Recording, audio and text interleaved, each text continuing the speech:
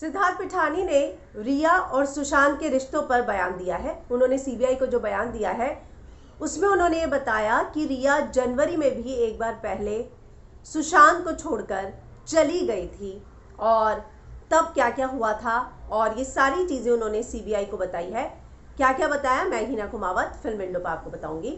सिद्धार्थ पिठानी ने सीबीआई को जो बयान दिया है उसमें बहुत सारी चीज़ें बताई। उन्होंने कहा, सिद्धार्थ के बयान की जानकारी के अनुसार सिद्धार्थ ने अपने बयान में बताया कि साल 2019 के बाद सुशांत की ज़िंदगी में चीज़ें बदलने लगी थी।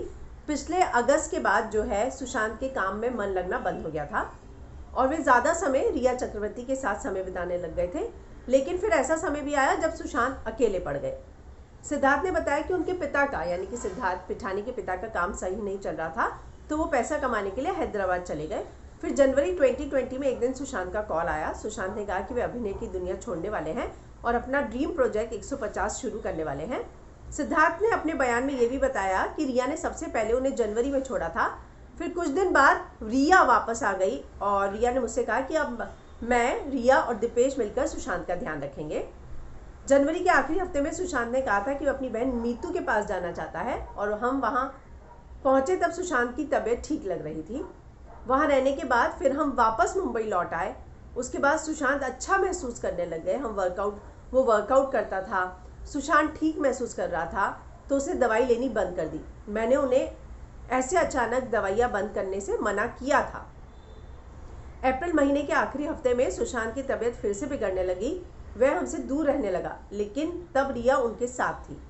सुशांत की तबीयत जून महीने में पहले हफ्ते में और ज़्यादा बिगड़ गई। वो अकेले ही रूम में रहने लगा था। उसके साथ बात होना भी बंद हो गया था। उसने हमारे साथ बात करना बंद कर दिया था। इसलिए हम सब ने रिया और सुशांत को अकेले छोड़ दिया। पूरे लॉकडाउन में रिया सुशांत के साथ ही थी। सिद्धार्थ ने आगे बयान दिया कि 8 जून की सुबह रिया 11:30 बजे अपना बैग पैक करके चली गई। रिया ने मुझसे सुशांत का ख्याल रखने के लिए कहा। उस समय सुशांत ने रिया को गले लगाकर बाय किया। फिर कुछ देर बाद सुशांत की बहन मीतू घर आ गई। उन्होंने सुशांत का ध्यान रखा। मीतू दीदी जब घर पर थी तब सुशांत पुरानी बातों को याद करके रोने लगते थे। 12 जून को मीतू दीदी को अपनी बेटी की याद आई और वह वापस अपने घर चली गई। तो इस तरह उन्होंने बयान दिया है कि ये सारी चीज़ें जो हैं कि जनवरी में रिया चली गई थी और उसके बाद जो है सुशांत की तबीयत बिगड़ती गई। कैसे बिगड़ती गई, रिया जनवरी में गई, फिर वापस आई, फिर उन्होंने कहा कि हम सब मिलकर सुशांत का ध्यान रखेंगे। अप्रैल जून में तबीयत बिगड़ती गई और कैसे सुशांत जो है अपनी बहन के साथ पुरानी बातों को याद करके रोते थे। ये सारा बयान जो है उन्होंने सीबीआई को दिया है और इस बात का दावा जो है एबीपी न्यूज़ ने किया है।